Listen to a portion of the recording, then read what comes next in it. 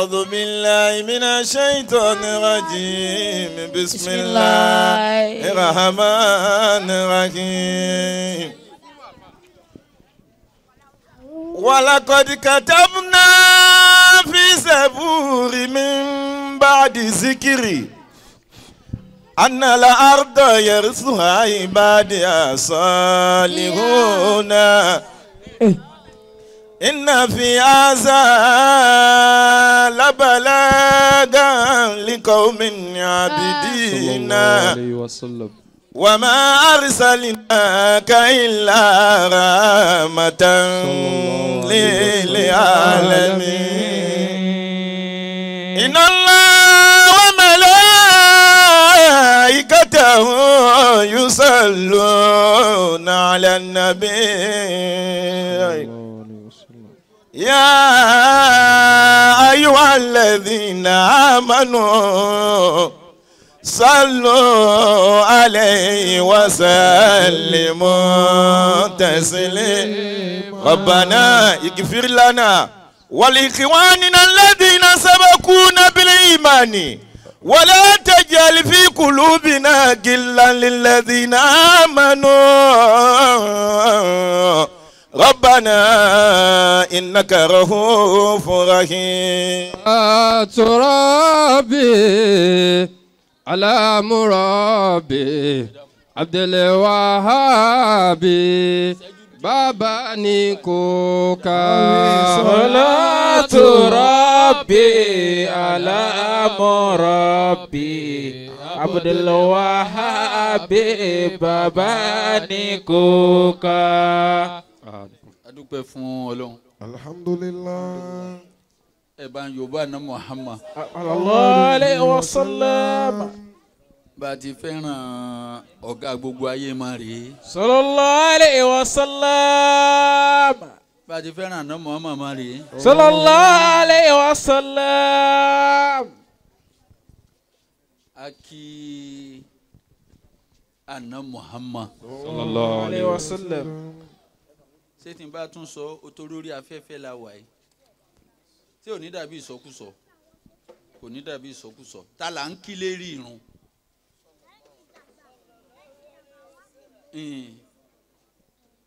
ta là ń kí lórí ìran. ok. mo kí bàbá wa. Dr. Abdulgafar Adenekan Alifa Alifatul Ulafai. bàbá náà la rí yìí bàbá la rí akínyìn ilé náà ò ní bàjẹ́ mọ́ yín lọ yóò járí bàbá pẹ́ o. Amina. a kí àwọn sheikh wa Olóyìndé. ìmọ̀ náà pọ̀ púpọ̀ wọ́n load. bá a ti ń wọlé dé mo gbádùn owó wọn tún wá dá padà sọ́dọ̀ wọn àwọn náà tún dá padà. àpọ́nlé wọn máa ń lẹ́nu ní ìyẹn gbé mi. pé olójú kòkòrò alábùkù ni ọ́ ọlọ́gọ́jà rí i pẹ́ fà mo rí yóò dì mú. mo kí àwọn ṣéhù wa náà tí wọ́n ń bẹ lẹ́gbẹ̀ẹ́ wọn. anakumullah. ọmọ èké ìdáàkọ àgbàlagbà ni. ayakum. àwọn ṣéhù wa tán ń bẹ lẹ́gbẹ̀ẹ́ wọn. ọlọ́njà rí i pẹ́ sá. sẹ́ẹ̀tìrì òun ò lójú tì ojú òun dá kọ ọlọ́run kò já rí i pé yáàyè ṣéèkù yáàyè èèyàn dáadáa wà léèyàn rè wàláhì làásì. CNN gbogbo ayé ní gbọ́ alhamdulillah. BBC gbogbo ayé ní gbọ́ yáàyè náà gbogbo ayé ní ó máa gbọ́.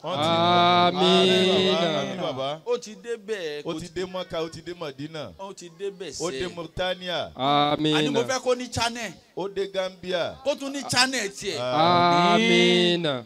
ọ̀wá ní kú. Amina. ọlá mo rí nǹkan kan níhìn nísìn bí wọ́n ti ń ṣe kinní wọn inú àfáà ti ń kọ́fúrẹ́jì nísìn tún bá wọn kadiwánu mo ní ṣé Ibrahim ti di gbogbo ayé. mo kí àwọn dókítà wa bàbá láwọn lọ báyìí àwọn lọ báyìí àwọn lọ báyìí. Dr. Onípàsán Tíra. Nípasàn Tíra. ó wà nílẹ̀ rẹ́kẹrẹ́kẹ́ ni o. okun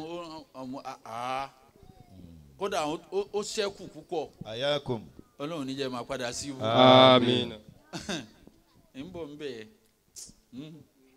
ó kí Ṣéhù Lẹ́gbẹ́dá, ó kí Ṣéhù Lámùkòkò, ó kí Ṣéhù Mbáràkì, mo kí àwọn bàbá wa tí wọ́n ń bẹ ní gbogbo ọ̀hún ni ẹ má bínú.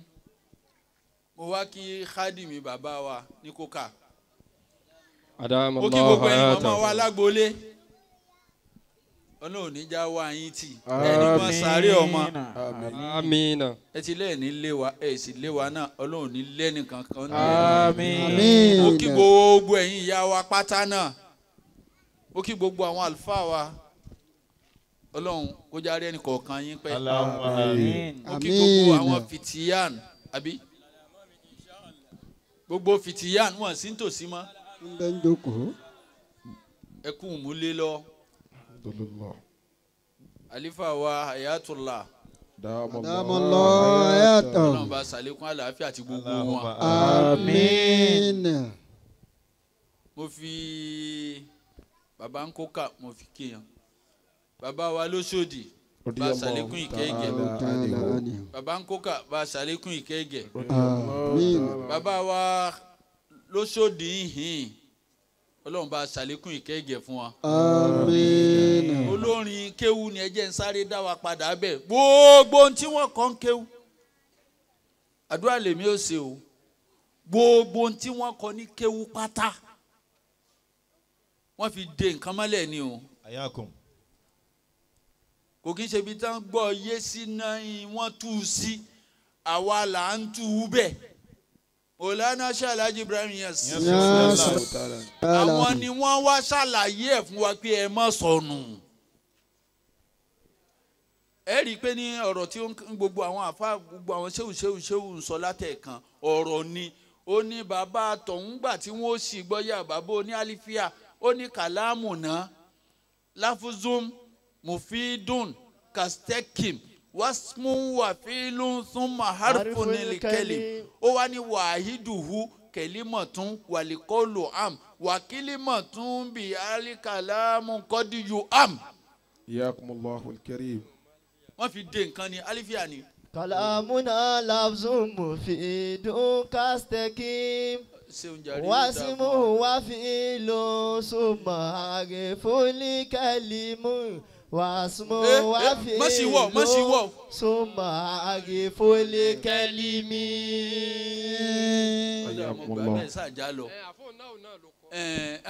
Bẹ́ẹ̀ tiẹ̀ ni àní wọ́n fi de nǹkan mọ́lẹ̀ ni.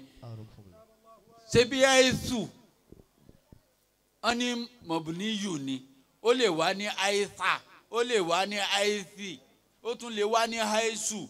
Wọ́n fi de nǹkan mọ́lẹ̀ ni. Mọ̀lánà Ṣàlájì Ibrahim Niass. Yes, radiyallahu ta'ala. Bàbá tí ò sírú ẹ̀ tí ò sì lè sírú ẹ̀ mọ́ láyé. Ṣérú ànábì Muhammad ń bẹ ni. Sallallahu alayhi wa sallam. Àrírú ànábì. Gba Mọ̀lánà Ṣàh Ahmada Tijani dé. À ń wò pé irú ànábì Muhammad. Bàtí Mọ̀lánà Ṣàlájì Ibrahim wá dé. Radiyallahu ta'ala. Yes, radiyallahu. Kùránì tí ń dàrú tá a ti ń tún tukutu wọ́n wá ń bá wa tú, wọ́n wá ń dá wa padà síbẹ̀. Kí ni àyà Kùránì wí? A'udhu billahi minash shaitanir rajim. Bismillahir rahmanir rahim. وما أمروا إلا ليعبدوا الله مخلصين له الدين حنفاء ويقيموا الصلاة ويؤتوا الزكاة وذلك دين القيمة. Ẹyọ kan ṣoṣo tí ìtú náà nù. وما أمروا. Ọlọ́run bá ní mi pa ẹnìkọ̀ọ̀kan yín láṣẹ o. وما أمروا إلا ليعبدوا الله مخلصين له الدين حنفاء. Mo ní kẹ́ ẹ wá sìn mí ni, sísìn yẹn ó wá pín. Àwọn àmì àtúpé ní ká sin Ọlọ́run, sísìn Ọlọ́run, sísìn yẹn náà ń pínsẹ́. Wọ́n á ní ó yá ìsìn Ọlọ́run kírun ẹni tí ń fa tẹ̀sùbà ń sin Ọlọ́run ni, ẹni tí ń yan náfìlà ń sin Ọlọ́run ni, ẹni tí ń gbààwẹ̀ ń sin Ọlọ́run ni. sísìn yẹn ó tú bẹ́ẹ̀. Mọ̀lánà Ṣàlájì Ibrahim Niass Mọ̀lánà bá wa tú báwọn, wọ́n wá tú fún wa ní tútù kan pé ní mọ́ umiru ilali yabudula dúró ní mọ̀kọ́mọ̀ ubudiya.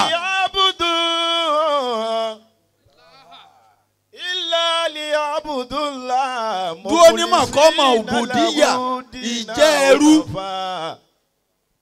fira rẹ̀ ṣẹrú. torí wípé èèyàn kan ò lè rọ́lọ́run sìn àfẹn tó bá ju rẹ̀ lẹ̀lẹ́rú. ẹni tó bá ju rẹ̀ lẹ̀lẹ́rú ní ọ̀rọ̀ Ọlọ́run sìn. ńgbà tí mo kírun máa ní adúrú gbogbo òrun tí mo kí Ọlọ́run mọ́sà wọlé àrùn tí mo kí yìí o mọ́sà ṣe nǹkan báyìí fún mi mo ti ná tán. lórí àyílà rákà mẹ́rin ó sì ń kọ́ ẹ́stéètì. Ọlọ́run mọ́sà kọ́ ilé tó báyìí fún mi. adúrú gbogbo àwẹ̀ tí mo gbà Ọlọ́run mọ́sà ṣe nǹkan báyìí fún mi. náfìlà tí mo yàn Ọlọ́run mọ́sà ṣe nǹkan báyìí fún mi. wà á máa umiru illa liya'budullah mukhlisina lahu ọmọ kéwú tó wà lọ́dọ̀ àfáà rẹ̀ máa bẹ ní mọ̀kọ́mọ̀ òbòdìyà. ẹ wo bàbá wa dókítọ̀ gbogbo ibi tí wọ́n dá wọn lọ pátápátá sẹ́ wọ́n wá dúró sí mọ̀kọ́mọ̀ òbòdìyà. Abdullahi náà lóye tó ga jù. bàbá wa kọ́sílẹ̀ ni wọ́n. abájọ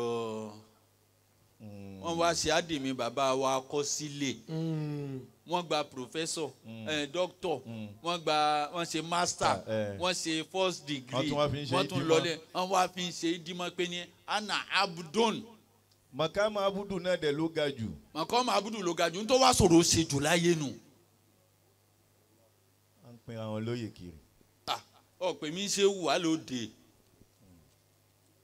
ọ̀pẹ̀ mi ní kíní wà lóde àní ká padà ká di ẹrú sìn Ọlọ́run ká jẹ́ ẹrú fọ́lọ́run kójọ́ lọ́run ni ó mọ kọ̀ǹtró wa má jẹ́ kó ṣe pé níwọ̀ lọ́ọ́ mọ kọ̀ǹtrólù rẹ̀. mukhlisina lahu dina hunafa. lẹ́ni tó yẹ pé ní màkàmà kan nù ọ́ màkàmà ẹlẹ́ẹ̀kejì mukhlisina lahu dina hunafa máa fọ ẹ̀sìn máa fún un nítorí máa kírun rẹ̀ nítorí tọ́lọ́hún. má kí tó ipò fẹ́ dájọ́. mo dẹ̀ ń sin àfa wa kò dẹ̀ gbé sí mi fún mi. sáfà yín náà lówó ni. àìfi ìbádà tọrọ ayé. má fi ìbádà rẹ̀ má fi tọrọ ayé o. béèyàn bá ń wá ayé. àìfi ìbádà wóbìnrin. ọmọ ní sì da ó wà nítorí ẹ̀ lọ ká ilé mọ́ṣáláṣí òbí wèrè. adúrú gbogbo nákàlí tí mo gbà lọ́dọ̀ yín tí mo ní sàṣí lágbájá kò sì mú. ó bá doníjà pẹ̀lú òun àtàfà rẹ̀. wà lóde àfa wo ògbé tí wọ́n ń lò fún wa. kí ló ń lò ṣàlàyé. ó ṣàfàdé lérí ibú. ṣé bí nǹkan kan ni àwọn bàbá yìí gbà náà lọ fi mástà wọn gbà náà lọ fi gbogbo oyè tí wọ́n gbà náà lọ fi gbà. ẹ wo àwọn dókítà wa yìí bàbá ti rà á kalẹ̀ àwọn náà wá tún rà á lọ́dọ̀ bàbá. àsìkò tí ó ṣe wà sí wọn ó rìn kiri ni. ẹ wo bàbá wo lóyin. bàbá wa lóṣòdì tí wọ́n rà kalẹ̀ nù. wọ́n rà ní o. wàláì wọ́n rà ní lọ́dọ̀ Mọ̀lánà Ṣàlájì Abdul Wahab. Mọ̀lánà náà wá rà lọ́dọ̀ bàbá Sidiku Miskin Billah. wọ́n rà lọ́dọ̀ Mọ́fòrádé. wọ́n rà lọ́dọ̀ Mọ̀lánà Ṣàlájì Ibrahim Niass. nínú tí màá dùn má bàbá ń kó kájú náà ẹ sàmọ́ kí ṣe Ibrahim. a rí bàbá ní mọ́ mísìlù barihama. wàlá mísìlù ìníyàsí fi máa ń bá kan. وما مثل برهام فيما مضى ولا مثل إنياس فيما بقى. Mọ̀lánà Ṣàlájì Ibrahim nu gbogbo àwọn tó ti lọ o. kò sẹ́ni tó lè fi wé kò sẹ́ni tó lè fi jọ́ nínú ìsìn náà kò sẹ́ni tó lè fi wé tó lè fi jọ́ lọ́la kò sẹ́ni tó lè dàbí ṣe Ibrahim. tawalla rasulullahi amuri falam yazal yusaiduni dari fasiritu mumajjada. Mọ̀lánà Ṣàlájì Ibrahim Niass. ó ní ànábì Muhammad ní kọ́ńtrólà mi. walam yazal. walam yazal yusaiduni. ànábì Muhammad yẹn tí n bá wá wọ̀ tún tí mo wò sí tí mo wo wájú tí mo wù ẹ̀yìn yusaiduni àná Muhammad ní ń bá mi ṣe èmi kàn dáwọ́ mi lẹ̀ ni ṣebí dídìrín wo àfa ọlọ́ọ̀fẹ́ dá èrò rẹ gbé ni. Majada. sírìtùmù Majada Mọ̀lánà Ṣẹ́ Alhaji Ibrahim ní ọlá àtànábì ló wá fi di pé ni wọ́n ń gbé mi ga. wà máa ń bí sífà tílí Mustapha alákùnlá o. ẹni bá fi gbogbo ayé rẹ̀ lẹ̀ fún àná Muhammad. Sallallahu alayhi wa sallam. gbogbo ntọ́ nípa tó filẹ̀ fún àná Muhammad. àyàtà wà mẹ́ta. àtòkù àtàlàyé rẹ̀. nàlà ìzàmú bá jálá. gbogbo ayé ò wá ní rí tẹnìkan kan rán mọ́ tiẹ̀ ní ó mọ̀ wá rán. Mọ̀lánà Ṣẹ́ Alhaji Ibrahim ní mo gba wájú níbi tí ṣe mọ́díù fún àná Muhammad.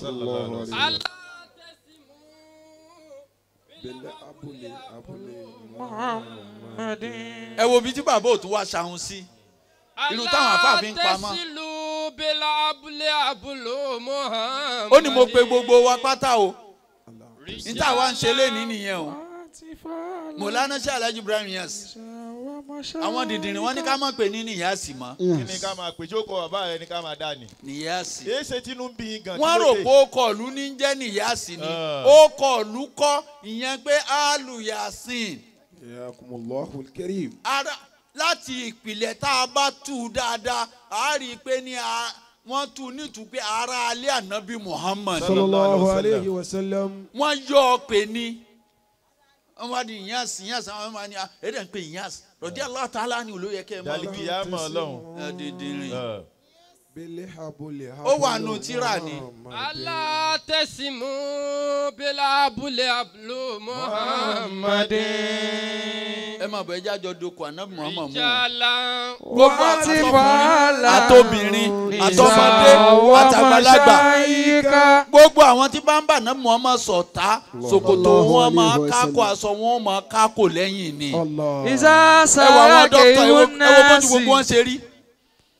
ẹ wo báwọn bàbá wa ẹbú ẹ rí Siritu gbogbo wọn ṣe rí. warahu. Iza nasi. torí bí ìwọ bá ti ń lọ tó sì di ànábì Muhammad mú sallallahu alayhi ìwọ wa ó máa sallam. lọ àwọn tí wọ́n jẹ́ yẹn wọ́n ó máa bọ̀ lẹ́yìn ẹ̀ ni. Iza lẹ́yìn ni ọmọ adìẹ ń nasi. tọ́ ìyá rẹ̀. Siritu warahu. Wa ini alla yawman falimasiru ba'idu. ọlọ́run kò wọlé Mọ̀lánà Ṣẹ́ Alhaji Ibrahim. Yes, radiyallahu ta'ala anhu. bàbá ló ṣòdì. Radiyallahu ta'ala Khalifa anhu. wa Abubakar Siddiq. ọlọ́run bá ṣàlékún ìkẹ́gẹ́ fún wa. Àmín. bàbá wa àgbà Gani Kalẹ̀. Radiyallahu ta'ala anhu. ẹ bá tún rọ̀ di wọn. Radiyallahu ta'ala ẹ dábàá tún anhu. bá ń rọ̀ di bàbá àgbà. Radiyallahu ta'ala anhu. bí bá a sì ò bá ṣe kí ni bá a láfẹ́ lá. kò sí o lákùlà ni o. ìlákùlà ni. ìlákùlà ni o la. akímọ̀ ọ̀lànà bàbá wa àgbà Gani Kalẹ̀. wọ́n ṣe tán sí ibẹ̀ dáadáa. bá a ṣàlékún ìkẹ́gẹ́ fún wa. Àmín. ẹ tún bá ń ṣe àmín. Àmín. ẹ dákun ẹ tún bá ń ṣe àmín lẹ́ẹ̀kan sí i. Àmín. Amina. bàbá tí wọ́n wá lè gba orí òun ní wá láti kókà ọlọ́run bá ṣàlékún ìkẹ́gẹ́ fún wọn. Àmín. wọ́n jẹ́ kí ilé náà bàjẹ́ láéláé. Àmín. gbogbo àwọn àǹtí wa àwọn bọ̀ọ̀dá wa lágboolé gbogbo yín la kí o. Ya Rabbi bi izzati wa bi sifati. Sifati. gbogbo yín ẹ ṣe ẹ kú àdótì Fakun lana. ẹ kú tọ́jú ilé Fi sahiril alati. ẹ kú àìjẹ́ kí yín dànù ẹ kú àìjẹ́ kí yín parẹ́. Ya Rabbi bi izzati wa bi sifati. bẹ́ẹ̀ bá lẹ̀ fẹ́ ẹ wọn kú kò sí àná tá a ṣe o. ẹ kú èní ẹ kú ọ̀la wàlẹ́ kò sí tá a ṣe. kò sí tá a fi ṣe o. kàkà sọlá sọ kálá ń bọ̀ wá nìyí tí gbogbo àwọn bọ̀dá wa àtàwọn àǹtí wa ní tọ́ba ní àní kò sí tó jọ wàlẹ́ ìwọ̀n kálukú owó ti kánlẹ̀ wàláì gbogbo ohun tó bá yẹ pé ní ọlọ́sán lórí ni tó o bá dó sódì ó sì wọlé. bẹ́ẹ̀ni. àmọ́ wọn wá tẹ́wọ́ gbà wá gbogbo yẹn ní máa padà sí ibò. Amina. ẹ bá ń ṣe amina. Àmín. lọ́kùnrin lóbìnrin yẹn ní máa padà sí ibò. Sábìtì kulubana alali. gbogbo ẹ̀yin fìdíyànù pátá ẹ ṣeun ẹ kú àdúró tí ẹ kú múlé lọ́wọ́. Wàlẹ̀ tábìnà ní amali ìsàlẹ̀. gbogbo ẹ̀yin mùrídá pátá gbogbo yín ẹ ṣeun fa. gbogbo ẹ̀yin mùrídá tẹ dúró lánàá tẹ tún dúró lè yẹn ṣe. ọlọ́run já máa rí i bá lọ́la náà. gbogbo àwọn muslim in diaspora àti ukú kọ́nà wàhádì. ọlọ́run ní tó bàjẹ́ fẹ́ ní kọ̀ọ̀kan yín láyè tó kálukú wàhábùlà wà. náà zòríyàtà gbogbo ẹ̀yin tẹ́ jẹ́ olólùfẹ́ àlùfáà wa bàbá wa Abubakar Siddiq ọlọ́run ní tó bàjẹ́ fẹ́ ní kọ̀ọ̀kan yín o. adúpẹ́ lọ́dọ̀ yín o ẹ ṣeun o ẹ kú àìjẹ́ kí yín parun inú ilé ẹnì kọ̀ọ̀kan náà ò ní parun. ẹ ṣe tẹ́ ẹ jẹ́ bí bá Yusiran wa nasiran. ẹ ṣe tẹ́ ẹ jẹ́ owó. Yusiran wa gbogbo ẹ̀yin nasiran. yá wa ọ̀rọ̀ yín ọlọ́run jó máa já sí rọ. Yusiran wa nasiran. Wa gbogbo ẹ̀yin bàbá wa udan ọ̀rọ̀ yín ọlọ́run jó máa já sí rọrùn. ọlọ́run ò ní pa yín o kò ní pa wa náà. wa udan wa ẹ bá ṣe sitiran. amina. gbogbo ń kálukú yín ọlọ́run kó máa bí ya bùkátà yín. wa udan wa sitiran. ọlọ́run kó máa dáàbò bo ẹnì kọ̀ọ̀kan yín. wa taubatan ọlọ́run kó máa ṣàfihàn ẹnì kọ̀ọ̀kan. wa zukura. wa taubatan makibulatan wa zukura. nariju minaletifi waligafari. ìmáàmù Ayakum. imam. Chief al-imam. L'imam. ọlọ́run kó jẹ́ rí i lò pẹ́. nariju minaletifi waligafari. lórí ilwan ọlọ́run kó jẹ́ rí i lò pẹ́. lutifan yakina sa'ira akida. àti gbogbo àwa tá a kù. lutifan yakina àti gbogbo àwa tá a kù. akida. àtọmọdé àtàgbà. Amina. ọlọ́run ní balẹ̀ ẹnì kọ̀ọ̀kan wá jẹ́. Amina. ọlọ́run ní balẹ̀ wa jẹ́ o. ẹ tún bá ń ṣe amina. Amina. ẹ tún bá ń ṣe amílẹ̀. wakilu ya wakilu ya wakilu. ọlọ́run dúró ti ẹnì kọ̀ọ̀kan wá. antalẹ́dì tẹ̀símọ̀ọ́mà. gbogbo tó ń kálukú wa ń tọrọ lọ́dọ̀ ọlọ́run kó máa fi lẹ́nì kọ̀ọ̀kan wá lọ́wọ́. tẹ̀símọ̀ọ́mà. gbogbo tá à ń tọrọ ọlọ́run kó máa bá a fà. Nasiru ya Nasiru ya Nasiru. àlékún àránṣe adúpẹ́. because dájà ètò. Chief Imam Nàkàlẹ̀ pàdé. olùdí tẹ̀sìn Ayakumullahu al-karim. kò kún tó yìí. Bẹ́ẹ̀ni. Adúpẹ́. lẹ́sìn náà mo wá sọ fún pé ọdún tí ń bọ̀ Ká tó múra sí i.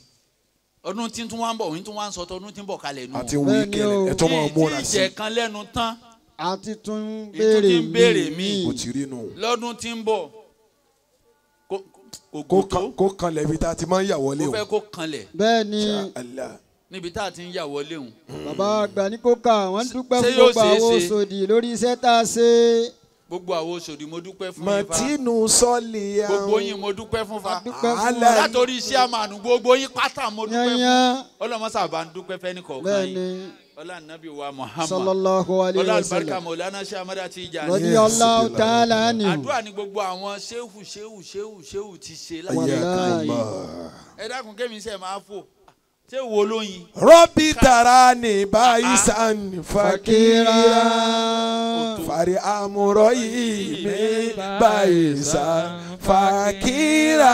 àlífà gbogbo ilẹ̀ Yorùbá àti Ẹdó àti Delta ní bẹ́ẹ̀ kalẹ̀ and Edo. kí n máa ṣàgbàjà. Adúpẹ́ o. Adúpẹ́ o. ní ìbá ṣàgbàjà wájú rẹ̀ ní tún ṣàgbàjà wájú bàbá àgbà nù. Ayakallahu Akbar. al-karim. Ọlọ́run kó wọlá gbogbo àwọn tẹ́ pè yá ọlọ́run náà bàbá gbọ́ wa wọn lára yìí. gbogbo àdúrà ẹnìkọ̀ọ̀kan Ọlọ́run sábà wa. ọlọ́run ìta ṣe Àmín. yọ ọlọ́run bá wa gbà. ládàtà wà rí mi tá a ṣe Ọlọ́run bá mú bá bàbá wa lóṣooṣù. ọlọ́run bá Àmín o. Àmín. Bàbá Sheikh Abubakar. Abubakar Siddiq ọlọ́run bá Al-Minti. dúró tì wọ́n. bá mú bá bàbá wa Gani Kalẹ̀. bàbá àgbà ní kalẹ̀ ọlọ́run bá mú bá Rahimahullah. wọn. dókítà ti lè sùn ni dókítọ̀. ọlọ́fọ̀ ọba mi ni. ó lè fọ́ ba mi. bẹ́ẹ̀ni. Ọlọ́run ti yọ nǹkan látara bàbá Gani. Ọlọ́run yọ nǹkan dáadáa látara bàbá Gani kalẹ̀. àwọn brọ́dásì dókítọ̀ náà. dókítọ̀ medical doctor. alábẹ́rẹ́ kọ́ńtì alábẹ́. bẹ́ẹ̀ni. medical doctor. dókítọ̀ alábẹ́ tó bá tún wá gbá máìkì mú tí ń ka díwánu ẹ̀ tún máa wò pé ṣé dókítà alábẹ́ náà ní tún dára báyìí. lára ṣẹṣẹ Ibrahima ni o. ọ ní ṣiṣẹ́ náà ṣe o. àmín ó fi kárí àwọn ẹ̀gbọ́n wọn náà. àmín ká ṣe salatul fati kan kí gbogbo wa jọ ṣe lápapọ̀. Ọlọ́run kó mú ládàá rẹ̀ bá gbogbo àwọn bàbá wa tí wọ́n ti lọ wá wọlé àwọn ọlọ́mọ bẹ́yìn tiwa náà jẹ́. àmín. inú ilé bàbá ń kókà ọlọ́mọ jẹ́ ó bàjẹ́. àmín. ẹ bá ń ṣe amínà. àmín. ẹ tún bá ń ṣe amílẹ̀ kan sí. àmín. o ti ṣàdúrà fáwọn ìyá wa lágbolé. bẹ́ẹ̀ni. yẹn ṣàdúrà fáwọn ìyá wa ń kókà náà. bẹ́ẹ̀ni. gbogbo àwọn ìyá wa pátá látòkèdélẹ̀ ẹyọ kan ni wọ́n. wàláì. báwọn ìyá wa ní agbolé náà ṣe jẹ́ yọ kan. ẹyọ kan. ìyá kínní ìyá kínní ìyá kínní ìyá kínní. adúpẹ́ o. ẹyọ kan náà ni. ìkan náà gbogbo wọn Ọlọ́run ṣàlékún dáadáa fún ẹnì kọ̀ọ̀kan. àmín. gbogbo àwọn ọmọ pátá táwa náà ń jábúrò wọn Ọlọ́run má bà dáadáa ẹnì kọ̀ọ̀kan jẹ́. àmín.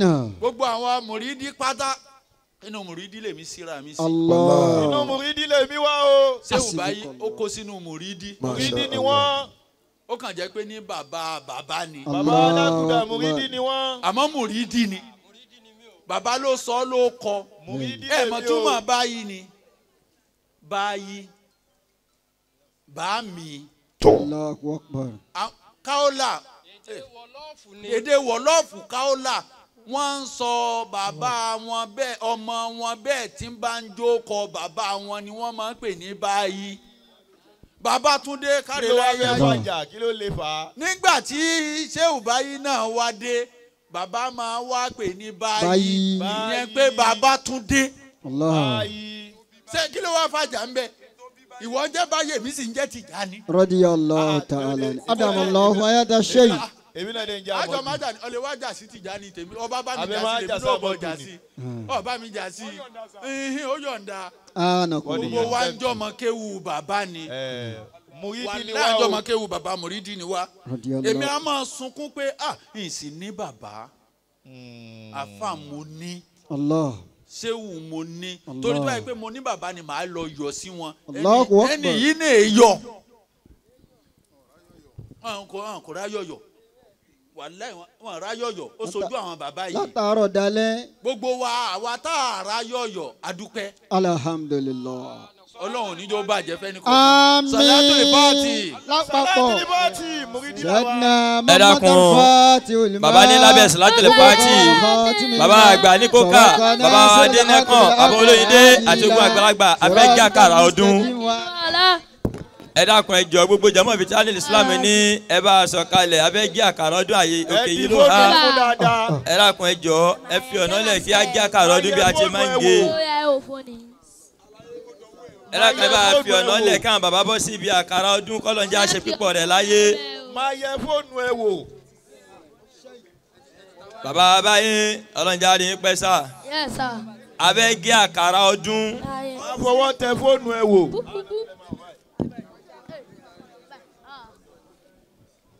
máa fi sápò ẹ̀gbẹ́ fi sápò àyà.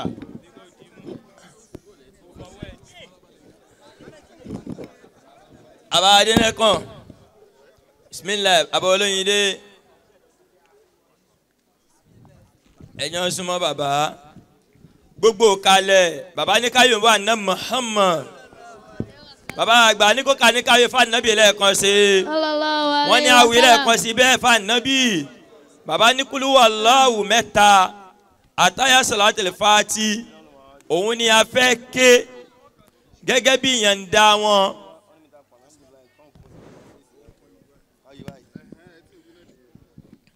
wọ́n ní ake bàbá wa ọlọ́dún alfa wa maulana fadilatu sheikh imam alhaji abubakar siddiq almubarak alimidi kalbiskina bala kalifa lóṣòdì àwẹ̀lẹ̀ kejì káwí kẹta ìpanupọ̀ gbòjàmọ́ fìtí àní pé nǹkan báwọn kéde àbá Adẹ́nẹ́kàn nítorí pé kúlọ̀ aláwọ̀ mẹ́ta àtàtàyà Salatul Fati látijọ́ tí alfa wa ti tájà lé láàyè yìí wákàtí márùn-ún ò lè kọjá kí wọ́n má gbọ́ odindi Kùránì yẹn ó ti wá kún àsìkárì lázìmí lẹ́yìn irun kò sọmọ kékeré tí ń bẹ láàyè tí ó mọ̀ pé bá a ti ṣe kéne wọn wọ́n la aṣẹ́ náà tó ṣe lọ́dẹ̀dẹ̀ bàbá àgbàríkọ àtọ́lọ́ ń ta fún ọlọ́mọdé parẹ́ o bisimilayi rahman rahim kul huwallahu ahad allahu samad lam yalid walam yulad walam yakul lahu kufuwan ahad bisimilayi rahman rahim kul huwallahu ahad الله الصمد لم يلد ولم يولد ولم يكن له كفوا أحد بسم الله الرحمن الرحيم قل هو الله أحد الله الصمد لم يلد ولم يولد ولم يكن له كفوا أحد التحيات لله الزاكيات لله الطيبات صلوات لله السلام عليك أيها النبي ورحمة الله وبركاته السلام علينا وعلى عباد الله الصالحين صلاة الفاتحة تمام كنيك بلا فكي أما نكياكي bàbá wa Yaya àti Naija TV àti ogbon TV station tó ń bẹ níbí kì í ṣe tówó tọmọlúàbí ni Ọlọ́run ní jó bàjẹ́ fún iléeṣẹ́ náà ní dàrú wala hawla wala quwwata bàbá ní ká panu wà pé sọlá tẹlifà tó bá ti délé àwọn bàbá ó gé Ọlọ́run já ṣe pípọ̀ rẹ̀ láyé. Àmín. Allahumma salli ala sayyidina Muhammad al-Fatih lima أغلق ولقات من الماء سبقنا زنلاك بلاك ولا دينا صراطك المستقيم ولا هالي قدر مقدار لازم اللهم صل على سيدنا محمد الفاتح لما أغلق ولقات من الماء سبقنا زنلاك بلاك ولا دينا صراطك المستقيم وعلى آله حق قدر ومقدار لازم الله